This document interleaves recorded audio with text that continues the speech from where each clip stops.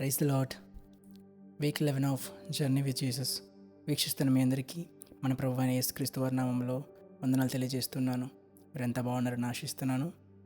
ఈ వీక్ 11 ప్రేయర్ని చిన్న ప్రార్థనతో స్టార్ట్ చేసుకుని ముందుకు వెళ్దాం. పరిశుద్ధుడైన మా తండ్రి, నీకే వందనాలు దేవా.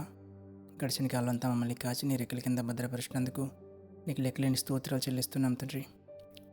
ఏమాత్రం అర్హత లేకున్నా నేను నీ యొక్క ప్రియకుమారుని మా కొరకై బలిగా అర్పించి మాకు రక్షణ అనే భాగ్యాన్ని మాకు ఇచ్చినందుకు నీకే వందనాలు దేవా.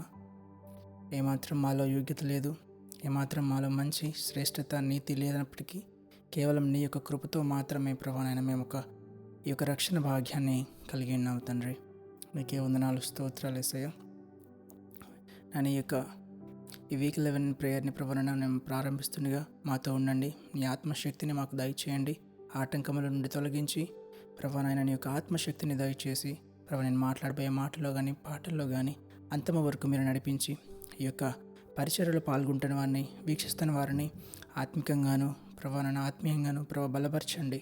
నీ శక్తితో నింపండి అందరినీ నీ యొక్క రాకడలో అందరూ నీతో పాటు ఉండులాగున అందరికీ ఆ యొక్క చేయూతను దయచేయండి దేవా.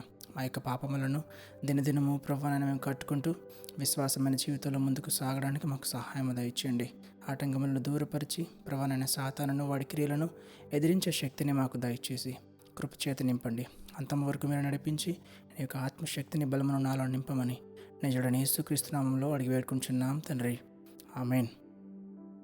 నా కోసమా ఈ శిలువ యాగము, నా కోసమా ఈ ప్రాణత్యాగము, కల్వరిలో శ్రమలు నా కోసమా, కల్వరిలో సిలువ నా కోసమా అనే ఒక పాట పాడుకుందాం. సిలువ యొక్క విలువను, మన యేసు ప్రభు వారు చేసిన యొక్క త్యాగాన్ని వివరించుకుంటూ యొక్క పాటను పాడుకుందాం.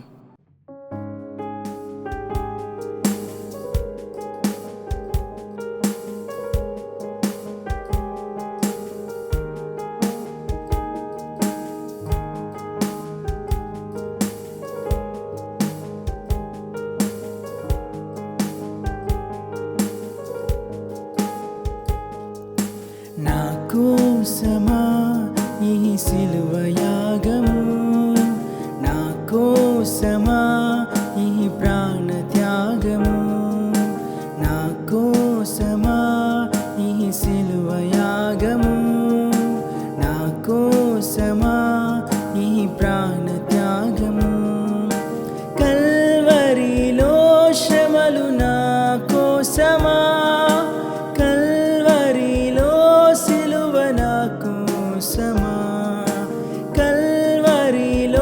శ్రమలు నా కోసమా, కల్వరిలో సిలువ నా కోసమా, నా కోసమా ఈ సిలువ యాగము, నా కోసమా ఈ ప్రాణ త్యాగము, నా కోసమా ఈ సిలువ యాగము, నా కోసమా ఈ ప్రాణ త్యాగము.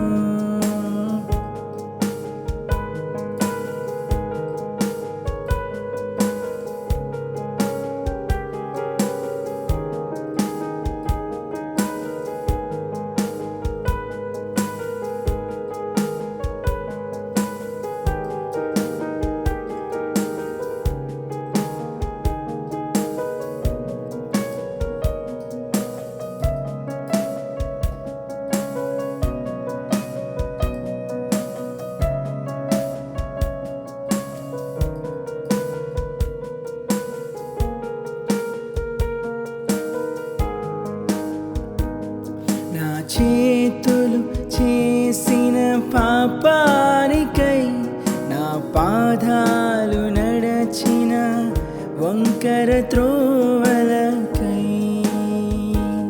నా చేతులు చేసిన పాపానికై, నా పాదాలు నడచిన వంకర త్రోవలకై, నీ చేతులలో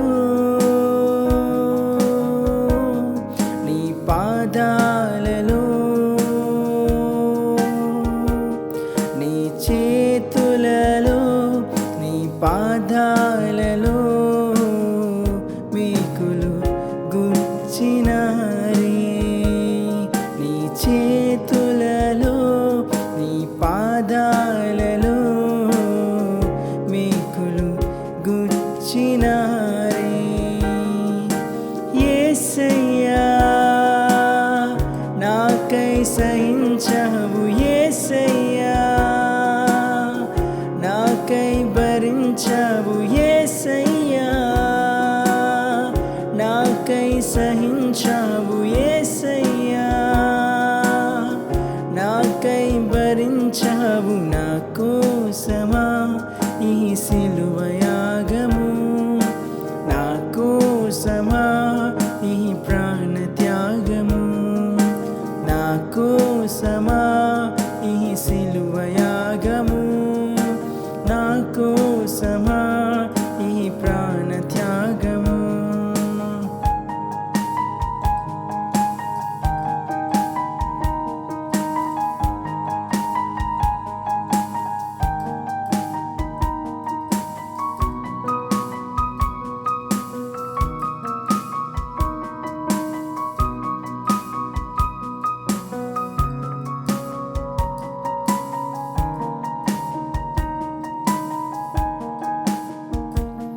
నా మనస్సులో చెడు తలంపులకై, నా హృదయలో చేసిన అవిధేయతకై,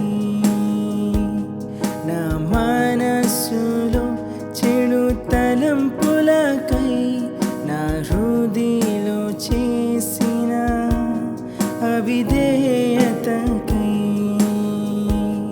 నీ శిరస్సుపై నీ శరీరముపై, నీ శిరస్సుపై నీ శరీరముపై ముళ్ళను గుచ్చినారే. నీ శిరస్సుపై నీ శరీరముపై ముళ్ళను గుచ్చినారే. యేసయ్యా నాకై సహించావు, యేసయ్యా నాకై భరించావు. నా కోసమా ఈ సిలువ యాగము, నా కోసమా ఈ ప్రాణ త్యాగము, నా కోసమా ఈ సిలువ యాగము, నా కోసమా ఈ ప్రాణ త్యాగము. కల్వరిలో శ్రమలు నా కోసమా, కల్వరిలో సిలువ నా కోసమా, కల్వరిలో శ్రమలు నా కోసమా, కల్వరిలో సిలువ నా కోసమా, నా కోసమా ఈ సిలువ యాగము, నా కోసమా ఈ ప్రాణ త్యాగము, నా కోసమా ఈ సిలువ యాగము, నా కోసమా ఈ ప్రాణ త్యాగము. యేసయ్యా నువ్వు చూపించిన ప్రేమకై నీకే వందనాలు, నువ్వు మాపై కురిపించిన జాలికై నీకే స్తోత్రాలు. నాయనా ఏమాత్రం అర్హత లేని, ఏమాత్రం యోగ్యత లేని మా కొరకే నాయనా ఆ యొక్క సిలువ యాగము, మా కొరకే ఆ యొక్క ఘోరమైన బాధలను మా కొరకే ప్రభువైనా నువ్వు అనుభవించావు తండ్రి. అనేకమైన నిందలను, అనేకమైన అవమానములను మా కొరకే భరించావు. కేవలం రక్షణ అనే ఆ యొక్క భాగ్యాన్ని మాకు ఇవ్వడానికి ఆయన మేము చేసిన తప్పిదములను, మేము చేసిన పాపములను క్షమించి వాటిని కొట్టివేయడానికి నీ యొక్క ప్రాణాన్ని మాకు అర్పించినందుకు మేము ఏమాత్రము ధన్యులము కాదయ్యా. అయ్యా నువ్వు ఇచ్చిన ఈ గొప్ప రక్షణను ప్రభువైనా మేము కోల్పోయే వారిలో ఉన్నాం, మేము మమ్మల్ని క్షమించండి ప్రభువైనా. మాలో ఆ యొక్క విశ్వాసమైన జీవితాన్ని దయచేయండి తండ్రి. నాయన నువ్వు కోరుకున్న రీతిగా మేము జీవించడానికి, నాయన నువ్వు ఆశపడిన రీతిగా ప్రభువైనా పరిశుద్ధంగా జీవించగలగడానికి మాకు సహాయం దయచేయండి. ఈ లోక యాత్రలో అనేకమైన మార్లు మేము పడిపోతున్నప్పటికీ నాయన నీ యొక్క ఆత్మ ద్వారా, నీ యొక్క కృప ద్వారా మమ్మల్ని బలపరుస్తున్నందుకు నీకే వందనాలు ప్రభువైనా. మేము చేస్తున్న ప్రతి పనిలో మాకు తోడుండండి నాయన, మాకు కృపను దయచేసి అనుదినం అనుక్షణము బాధల నుండి, కష్టాల నుండి ప్రభు నన్ను మమ్మల్ని లేవనెత్తి ఆయన అంతము వరకు ప్రభు నన్ను మమ్మల్ని నడిపిస్తున్నందుకు నీకే వందనాలు. నీ వంటి గొప్ప దేవుడు, నీ వంటి గొప్ప రక్షకుడు ప్రభు నన్ను ఈ లోకంలో లేరు. నిన్ను స్తుతించే బిడ్డలుగా మేము ఉన్నందుకు ప్రభు నాయన మేము ఎంతో ధన్యులుగా భావిస్తున్నామయ్యా. మమ్మల్ని ఇంకనూ ప్రభు నాయన బలపరచండి. ఆత్మవిశ్వాసంలో ప్రభు నాయన శారీరకంగా, ఆత్మీయంగా బలపరచండి. నీ యొక్క శక్తిని మాకు దయచేసి కృపచేత నింపండి. వీక్షిస్తున్న ప్రతి ఒక్కరిని దీవించండి అయ్యా. ఈ యొక్క పరిచర్యలో బలపడుతున్న వారికి మీరు తోడుగా ఉండండి. అలాగే వాక్యంలోకి వెళ్ళబోతుండగా నీ యొక్క ఆత్మ సహాయం మాకు దయచేయండి.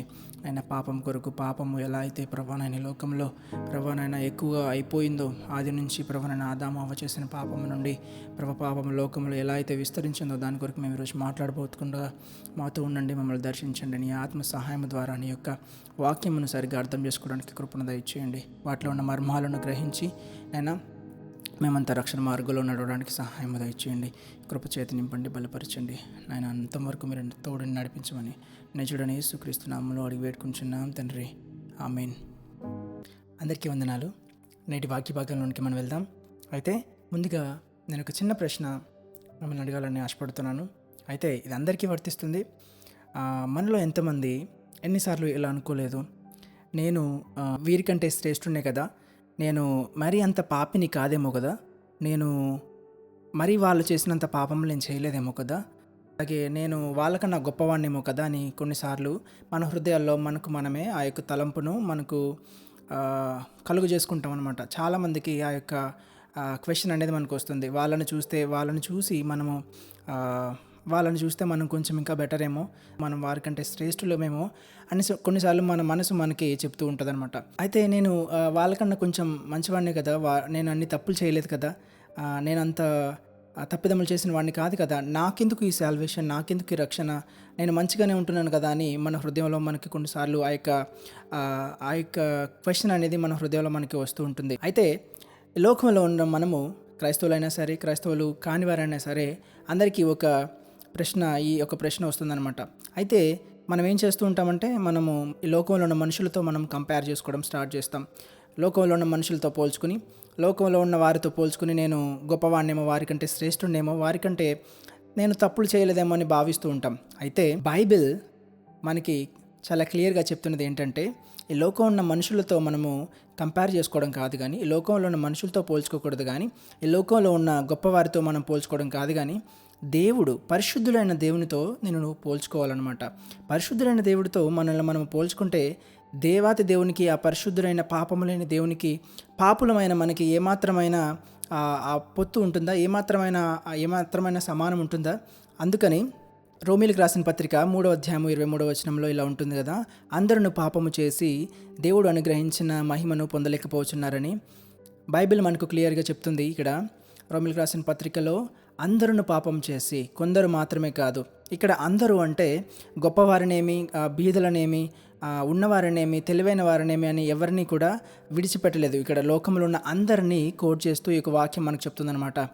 అందరూ పాపము చేసి దేవుడు అనుగ్రహించిన ఆ యొక్క గొప్ప మహిమను పొందలేకపోతున్నారని మనకి వాక్యం చెప్తుంది. అయితే మనుషులుగా మనం ఏం చేస్తున్నాము, ఈ లోకంలో ఉన్న వారితో మనం కంపేర్ చేసుకుని, ఈ లోకంలో ఉన్న వారితో పోల్చుకుంటూ, వారికంటే నేను శ్రేష్ఠునేమో, నాకెందుకు ఈ రక్షణ అనే ఆ యొక్క తలంపుల్లో మనము జీవిస్తూ ఉంటాం కొన్నిసార్లు. అయితే పోయిన వారము మనము పాపం అనేది ఈ భూమిపైకి ఎలా వచ్చింది, పాపం అనేది మనుష్య హృదయాల్లోకి ఎలా వచ్చింది, అవ్వ ఆదామును దేవుడు తినవద్దని చెప్పిన పండు వారు తినేసి, వారు దేవుడు చెప్పిన మాటను తిరస్కరించి, సాతాను చెప్పిన మాటను, వాడి చెప్పిన మాటను నిజమని నమ్మి, దేవుడి మాటను తిరస్కరించి వారు వినకుండా ఆ యొక్క పండు తిన్నప్పుడు ఆ యొక్క పాపానికి గురయ్యారు. దేవుని శాపానికి గురయ్యి ఆ పాపం అనేది మనుషుల హృదయంలోకి రావడం మనం చూస్తూ ఉంటాం. అయితే ఆదికాండం 3వ అధ్యాయం 15వ వచనంలోనే దేవుడు మనకు గొప్ప రీతిగా ప్రామిస్ చేశాడు, ఎలా మన రక్షకుడైన యేసుక్రీస్తు ద్వారా మనకి ఎలా రక్షణ కలగబోచున్నదో అని 3వ అధ్యాయం 15వ వచనంలో మనకి వాగ్దానం చేయడం మనం చూస్తాం. అవ్వ ఆదాము పాపం చేసిన తర్వాత ఏదైనా వనవలోంచి దేవుడు బయటికి పంపించిన తర్వాత పాపం అనేది అక్కడితో ఆగిపోయిందా, లేదా పాపం అనేది అసలు మనుష్య హృదయాల్లో ఎలా విస్తరిస్తూ వచ్చింది అనేది ఒక ప్రశ్న. అయితే అవ్వ ఆదాము తర్వాత మనము పాపమును ఇంకను విస్తరించడం, పాపం ఇంకా విస్తరించిపోయి మనుషుల హృదయాల్లో ఎక్కువగా పాపము చేరుకోవడం మనం చూస్తూ ఉంటాం. అయితే ఆదికాండము 6వ అధ్యాయము 5వ వచనంలో ఇటు రీతిగా ఉంటుంది, నరుల చెడుతనము భూమి మీద గొప్పదనియు వారి హృదయం యొక్క తలంపులలోను ఊహ అంతయు ఎల్లప్పుడూ కేవలము చెడ్డదనియు యెహోవా చూచెను.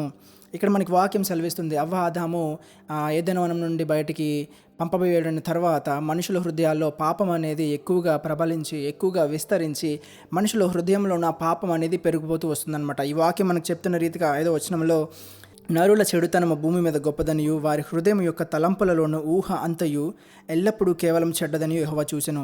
ఇక్కడ దేవుడు మనకు సెలవిస్తున్నది ఏంటంటే నరుల చెడుతనము గొప్పదనియు వారి హృదయం యొక్క తలంపులు. ఇక్కడ మనకి దేవుడు సెలవిస్తుంది ఏంటంటే మనుషుల హృదయము చెడ్డది, మనుషుల తలంపులు చెడ్డవి, మనుషుల విధానము చెడ్డవిగా ఉన్నవని చెప్పి అవి ఎల్లప్పుడూ చెడ్డవిగా ఉన్నాయని మనకు ఇక్కడ దేవుని వాక్యం సెలవిస్తుంది. అప్పుడు మాత్రమే కాదు, ఒక టైంలో మాత్రమే కాదు, కానీ ఈ యొక్క నరుల హృదయం అనేది, నరుల ఆలోచనలు అనేది, నరుల తలంపులు అనేది ఎల్లప్పుడూ పాపముగానే ఉన్నవని, ఎల్లప్పుడూ చెడ్డవిగానే ఉన్నవని ఈ వాక్యం మనకి కోట్ చేస్తూ మన దేవుడు మనతో చెప్తున్నాడు అనమాట. నరుల హృదయాలు కానీ నరుల తలంపులు కానీ ఎల్లప్పుడూ చెడ్డవిగా ఉన్నవని దేవుడు మనకు చెప్తూ ఉన్నాడు. అయితే పాపము ఒక అవిధేయత వలన కలిగింది. ఎప్పుడైతే హవ్వ ఆదాము దేవుడు చెప్పిన మాటను వినకుండా దేవుడి మాటను వ్యతిరేకించి ఎప్పుడైతే ఆ చేయకూడని పని అయితే చేశారో ఆ యొక్క డిసోబీడియన్స్ని బట్టి పాపం అనేది భూలోకంలోకి రావడం మనం చూస్తాం.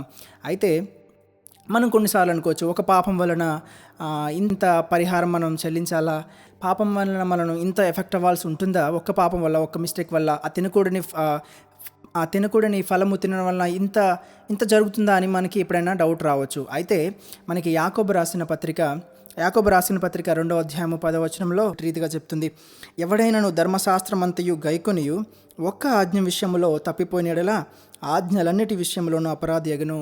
ఇక్కడ మనకి వాక్యం సెలవిస్తున్నది ఏంటంటే మన జీవితంలో మనం కూడా కొన్నిసార్లు చేసింది చిన్న తప్పే కదా, చిన్న పొరపాటే కదా, చిన్న పాపమే కదా అని మన హృదయాల్లో అనుకోవచ్చు. కానీ ఇక్కడ వాక్యం మనకి సెలవిస్తున్నది ఏంటంటే ఎవడైనాను ధర్మశాస్త్రం అంతయు గైకొనియు ఒక్క ఆజ్ఞ విషయంలో తప్పిపోయిన యెడల ఆజ్ఞలన్నిటి విషయంలో అపరాధి అగును. నువ్వు ఒక్క చిన్న పాపం చేసినా సరే దేవుడు చేయవద్దని చెప్పిన ఆ ఆజ్ఞలలో ఏ ఒక్క ఆజ్ఞను మనము మితిమీరినా సరే మనము పాపముగానే ఆ ఆజ్ఞలను గైకొనని వారి వల్లే మనము ఎంచబడతామన్నమాట. అయితే చిన్న ఉదాహరణ మీకు చెప్పాలని ఆశపడుతున్నాను. మనము ఒక గ్లాస్ ఆఫ్ వాటర్ని, ఒక గ్లాస్ నిండా నీళ్లను మనం పట్టుకుని అవి నీళ్ళగా ఉన్నప్పుడు అవి ఎంతో సేఫ్గా ఉంటాయి, ఎంతో క్లీన్గా ఉంటాయి. కాబట్టి మనం వాటిని తాగడానికి అవకాశం ఉంటుంది. ఫర్ సపోజ్ ఇప్పుడు దాంట్లోకి ఒక చిన్న బొట్టైన ఒక చిన్న డ్రాప్ ఆఫ్ పాయిజన్ అంటే విషము దాంట్లో పడినప్పుడు ఆ వాటర్ అంతా కూడా విషంగా మారుతుందన్నమాట. ఎప్పుడైతే వాటర్ క్లీన్గా ఉందో, ఎప్పుడైతే దాంట్లో ఏమీ పడలేదో అది క్లీన్గా తాగడానికి సౌకర్యంగా మనకి ఉంటుంది. కానీ ఎప్పుడైతే ఆ యొక్క చిన్న పాయిజన్ డ్రాప్ అనేది దాంట్లో పడిందో ఆ వాటర్ మొత్తం కంటామినేట్ అవుతుంది, ఆ వాటర్ మొత్తం పాడైపోతుంది అనమాట. ఆ వాటర్ మొత్తం పాయిజన్, విషం అయిపోతుంది. దాన్ని ఎవరైనా తాగడానికి ఇష్టపడతారా? ఎవరైనా తాగితే ఏమవుతుంది? చచ్చిపోతారు. అలాగే ఈ లోకంలో కూడా మనం కొన్నిసార్లు మనం చేసిన మిస్టేక్ అనేది ఏమీ లేదు కదా, మనం చేసిన పాపం అనేది చిన్నది, నేనంత పెద్ద పాపములు ఏమి చేయలేదు, నేనంత పెద్ద తప్పులు ఏమి చేయలేదు అని అనుకుంటాము. కానీ దేవుని యందు, ఆ పరిశుద్ధమైన దేవుని యందు మనము కంపేర్ చేసుకుని చూసుకున్నప్పుడు ఆ యొక్క చిన్న పాపము కూడా ఆ పరిశుద్ధుడైన దేవునితో మనకి ఎడబాటు కలుగు చేస్తుంది. ఎందుకంటే పరిశుద్ధుడైన దేవుడు ఏ తప్పిదము లేనివాడు, పరిశుద్ధుడైన దేవుడు ఏ యొక్క పాపము లేనివాడు. కాబట్టి ఆయనతో మనము సరితూగము. కాబట్టి మనకు ఏం కావాలి? మనకు ఆ పాపముల నుండి రక్షణ కావాలి, మనకు ఆ పాపముల నుండి విముక్తి కావాలి. అయితే దేనివల్ల మనకి ఆ పాపము నుండి విముక్తి కలుగుతుంది? దేనివల్ల మనకు ఆ పాపము నుండి రక్షణ అనేది దొరుకుతుంది? దేనివలన మనము దేవునితో చేర్చబడతాము? దేనివలన అంటే కేవలము ఆ యొక్క సిలువ పైన బలి అయిన ఆయన యొక్క రక్తము వలన, మన ప్రభువైన యేసుక్రీస్తు వారు మన కొరకే అర్పించిన ఆ ప్రాణ త్యాగము వలన మాత్రమే మనకు రక్షణ కలుగుతుంది. పాపము అనేది మనుషులు బయట చేసేది కాదండి, అవుటర్ బాడీ నుంచి కలిగేది కాదు. కానీ అది పాపం అనేది ముందుగా మన హృదయంలో ప్రారంభమవుతుంది. మత్తయి సువార్త 15వ అధ్యాయము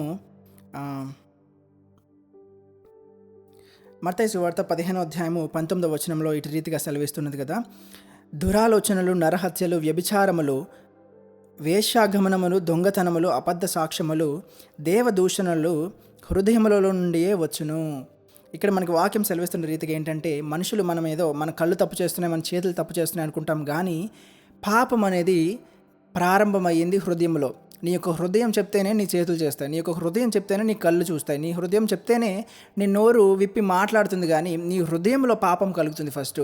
అందుకే మనకు చెప్పిన రీతిగా ఆదికాండంలోనే మనుషుల ఆలోచనలు, మనుషుల తలంపులు, మనుషుల హృదయములు కూడా చెడ్డవిగా ఉన్నాయని దేవుడు సెలవిస్తున్నాడు. అయితే మనిషి శారీరకంగాను, హృదయపూర్వకంగాను, తలంపుల పూర్వకంగాను పాపి అయి ఉండగా ఆ పాపికి రక్షణ కలగాలంటే సిలువ అవసరం. అయితే మనుషుల హృదయంలో ఉన్న ఆ యొక్క పాపముకి, హృదయం నుండి ప్రారంభమయ్యే పాపముకి విముక్తి కలగాలంటే కేవలం ప్రభువైన యేసుక్రీస్తు వారు మాత్రమే ఆ యొక్క పాపము నుండి మనల్ని విడిపించగలిగేవారు. అందుకే ఈ హృదయంలో నిండిపోయిన పాపముని, ఈ యొక్క తలంపులలో, ఈ యొక్క ఆలోచనలో నిండిపోయిన పాపముని తీసివేయాలంటే మనకు సిలువ అవసరమైంది. రోమీయులకు రాసిన పత్రిక 3:23 చెప్తుంది కదా, అందరూ పాపము చేసి దేవుడు అనుగ్రహించు గొప్ప మహిమను పొందలేకపోతున్నారని. అందరూ పాపం చేసిన వాళ్ళే, గొప్పవాడేమి, పేదవాడేమి, మంచివాడేమి, చెడ్డవాడేమి, తెలివిగలవాడేమి, తెలివి లేనివాడేమి, ఎవరైనా సరే అందరూ పాపం చేసి దేవుడు అనుగ్రహించిన మహిమను పొందలేకపోతున్నారు. దీంట్లో భేదమేమీ లేదండి. నువ్వు ఉన్నవాడు అని చెప్పి నువ్వు పాపం చేయలేదని కాదు, కానీ మనుషుల హృదయంలోనే, మనుషుల ఆలోచనల్లోనే, మనుషుల తలంపుల్లోనే పాపం ఉన్నది. మనిషి చేసే ప్రతి ఒక్క ఆ యొక్క తలంపులోనూ పాపము మనకి కనబడుతూ ఉంటుంది అనమాట. అలా అయితే 1 డ్రాప్ ఆఫ్ పాయిజన్ ఫుల్ గ్లాస్లో ఉన్న వాటర్ని ఎంత పాయిజన్ చేస్తుందో, ఎలా అయితే కలుషితం చేస్తుందో, మనుషుల్లో ఉన్న ఒక్క పాపమైనా సరే, తన హృదయంలో, తన తలంపుల్లో, తన ఆలోచనలో ఉన్న ఒక్క పాపమైనా సరే దేవునికి దూరం చేస్తుంది, ఆ ఎడబాటు కలిగిస్తుంది. కానీ ప్రభువైన యేసుక్రీస్తు వారి రక్తం మాత్రమే మనలను ఆ పాపము నుండి విడిపించగలదు, మనలను ఆ యొక్క దోషముల నుండి విడిపించి దేవునికి దగ్గర చేయగలదు. 1 యోహాను రాసిన పత్రిక 1:7 రీతిగా ఉంటుంది. అప్పుడు ఆయన కుమారుడైన యేసుక్రీస్తు రక్తము ప్రతి పాపముల నుండి మనలను పవిత్రులుగా చేయను. మనం చేసే హృదయంలో చేసిన పాపంలో కానీ, తలంపుల్లో చేసిన పాపము కానీ, ఆలోచన విధముగా చేసిన పాపము, ప్రతి పాపము కేవలము ప్రభువైన యేసుక్రీస్తు వారి రక్తము ద్వారా మాత్రమే కడుగబడుతుంది.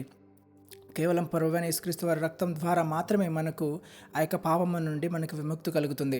అయితే ఎప్పుడైతే మనము యేసుక్రీస్తు ప్రభువారిని అంగీకరించి, ఆయన మరణాన్ని అంగీకరించి, ఆయన రక్తము ద్వారా మనము కడుగబడిన వారమై మనం అంగీకరించి, మన పాపములను ఒప్పుకొని ఆయన రక్తంలో కడుగబడి ఎప్పుడైతే మనము ఆయనను అంగీకరిస్తామో అప్పుడు మనము నూతన సృష్టిగా మార్చబడతాము. 2 కొరింథీయులకు రాసిన పత్రిక 5:17 ఇటు రీతిగా ఉంటుంది కదా, కాగా ఎవడైనాను క్రీస్తు యందున్న ఎడల వాడు నూతన సృష్టి, పాతవి గతించెను, ఇదిగో క్రొత్తవాయెను. ఎప్పుడైతే మనం యేసుక్రీస్తు ప్రభువారిని అంగీకరించి, ఆయన రక్షకులను అంగీకరించి, ఆయన రక్తంలో మన పాపములను కడుగబడిని అంగీకరించి, మన పాపాలను ఒప్పుకొని యేసుక్రీస్తు ప్రభువారి చెంత చేరుతామో మనకు ఆ రక్షణ భాగ్యం కలుగుతుంది. అప్పుడు యేసుక్రీస్తు ప్రభువారు మనల్ని నూతన సృష్టిగా మారుస్తాడు, మనకి కొత్త నూతన మనసును దయచేస్తాడు.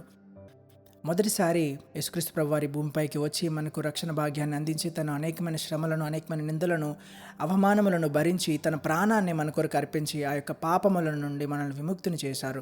అలాగే మరలా రెండోసారి మన కొరకు రాబోతున్నారు. మనల్ని కొనుక్కోవాలని, ఆ యొక్క పరలోక రాజ్యములో మనల్ని చేర్చుకోవాలని, ఆ యొక్క పరలోక రాజ్యములో మనల్ని సొత్తుగా చేసుకోవాలని ఆయన ఆశపడి మరలా అతి త్వరలోనే రెండోసారి రాబోతున్నారు. కనుక ఈలోపు మనమంతా సిద్ధపడాలి, ఈలోపు మనమంతా అనేక మందిని సిద్ధపరచాలి, అనేక మందికి యొక్క రక్షణ సువార్తను మనం చేకూర్చాలి. అలాగైతే యేసుక్రీస్తు ప్రభువారు లోకమంతటికి వెళ్ళి సత్య సువార్తను ప్రకటించండి, నమ్మినవాడు రక్షింపబడును, నమ్మని వాడికి శిక్ష విధింపబడునని వాక్యం ఎలా సెలవిస్తున్నదో, మనం కూడా అనేక మందికి రక్షణ భాగ్యం కలిగించేలాగా మనం అనేక మందికి రక్షణ సువార్తను మనము, ఈ సిలువ సువార్తను మనం అనేక మందికి చేర్చాలి. అప్పుడు కూడా వారు కూడా అనేక మంది రక్షణ పొందుకుని ప్రభువైన యేసుక్రీస్తు వారు ఏర్పరిచిన పరలోక రాజ్యములో మనమంతా భాగముగా ఉండగలుగుతాము. అలా మనం ఇంకా బలపరచబడాలని, అలా మనం ఇంకా అనేక మందిని యేసుక్రీస్తు ప్రభువారి చెంతకు చేర్చాలని మనం ఇంకా కష్టపడదాం, దేవుని సహాయం అడుగుదాం, దేవుని ఇంకా మన హృదయాలను బలపరచమని కోరుకుందాం, ప్రార్థన చేసుకుందాం. మహోన్నతుడైన మా తండ్రి, నీకే వందనాలు, నీ ఘనమైన నామానికే వందనాలు, నీ యొక్క గొప్ప వాక్యానికే, నీ యొక్క గొప్ప మర్మానికే నీకే స్తోత్రాలు. ప్రభు, మాతో మాట్లాడినందుకు నీకే వందనాలయ్యా. ప్రభు, మనుషుల హృదయాలు, మనుషుల తలంపులు, నాయనా, మనుషుల ఆలోచనలు అన్నీ చెడిపోయి ఉన్నవి నిన్ను చూచావు దేవా, ఎల్లప్పుడూ చెడిపోయి ఉన్నవి ప్రభా. ఎవరు నీతిమంతులు లేరు, ఎవరు శ్రేష్ఠులు లేరు, ఎవరు యోగ్యులు కారు. కానీ నాయనా, మేము పాపులుగా ఉన్నప్పుడే ప్రభా, నాయన మేము ఇంకనూ పాపులముగా ఉన్నప్పుడు క్రీస్తు మా కొరకే మరణించను ప్రభా. నాయన, మా కొరకు నీ యొక్క ప్రాణమును అర్పించి నీ యొక్క రక్తమును చిందించి మా యొక్క పాపములన్నిటిని కడిగినందుకు నీకే వందనాలు. ప్రభానైనా దినదినము అలాగే ప్రభానైనా నీ కొరకు నేను మేము జీవించడానికి మాకు సహాయం దయచేయండి. ఈ యొక్క రక్షణ భాగ్యమును ప్రభానైనా మాకు కల్పించినందుకు నీకే వందనాలు. అలాగే ఈ యొక్క రక్షణ సువార్తను అనేక మందిని ప్రభానైనా చేరులాగున అనేక మంది నిన్ను నమ్మి ప్రభానైనా నీ యొద్దకు చేరేలాగున సహాయం దయచేయండి. కృపచేత నింపండి తండ్రి. మమ్మల్ని ఇంతసేపు నడిపించినందుకు బలపరిచినందుకు నీకే వందనాలు. ఇంకను ప్రభా నీ యొక్క రాకడ విస్తారంలో మేమంతా బలముగా వాడబడడానికి సహాయం దయచేయండి. నువ్వు అతి త్వరలో రాబోతున్నావు దేవానైనా. నీవు వచ్చే లోపు ప్రభా మేము అనేక మందిని ప్రభా సిద్ధపరచలాగా మాకు సహాయం దయచేయండి. మేము సిద్ధంగా ఉండడానికి సహాయం దయచేయండి. మా హృదయాలను మా యొక్క మనసులను మా యొక్క ఆలోచనలన్నింటినీ స్థిరంగా ఉంచుకొని నాయనా నువ్వు వచ్చినప్పుడు ప్రభా నాయన మేము నాయన నీతో పాటు వెళ్ళే గుంపులో మేము ఉండడానికి సహాయం దయచేయండి. కృపచేత నింపండి ప్రభా నాయన. బలహీనమైన శరీరాలను బలహీనమైన ఆలోచనలను బలపరచండి. ఎక్కడ మేము సాతానికి అవకాశం ఇవ్వకుండా సాతానికి ప్రభా నాయన చోటు ఇవ్వకుండా మేము స్థిరముగా మా యొక్క బలమును మా యొక్క విశ్వాసమును నీ కొరకే వాడుకోవడానికి సహాయం దయచేయండి. కృపచేత నింపండి తండ్రి. మాతో ఉండండి, మమ్మల్ని నడిపించండి. నీ ఆత్మ సహాయమును మాకు అనుదినము అనుక్షణము దయచేసి వీక్షిస్తున్న ప్రతి ఒక్కరిలో ప్రభా నాయన ఎవరైనా సరే ప్రభా నాయన ఇంకనూ రక్షణను అంగీకరించిన వారిలా ఉంటే, ఇంకెన్నో ఎవరైనా ప్రభానైనా క్రీస్తు రక్తంలో కడుగబడిన వారిగా ఉంటే వారందరినీ ప్రభానైనా ఈ క్షణం జ్ఞాపకం చేసుకోండి. వారికి తోడుగా ఉండండి, వారికి రక్షణ భాగ్యమును దయచేయండి. మేము ఇంకనూ నీ కొరకు బలముగా వాడబడడానికి సహాయం దయచేసి కృప చేత నింపమని నజరుడైన యేసుక్రీస్తు నామములో అడిగి వేడుకుంటున్నాం తండ్రి. ఆమేన్. అందరికీ వందనాలు.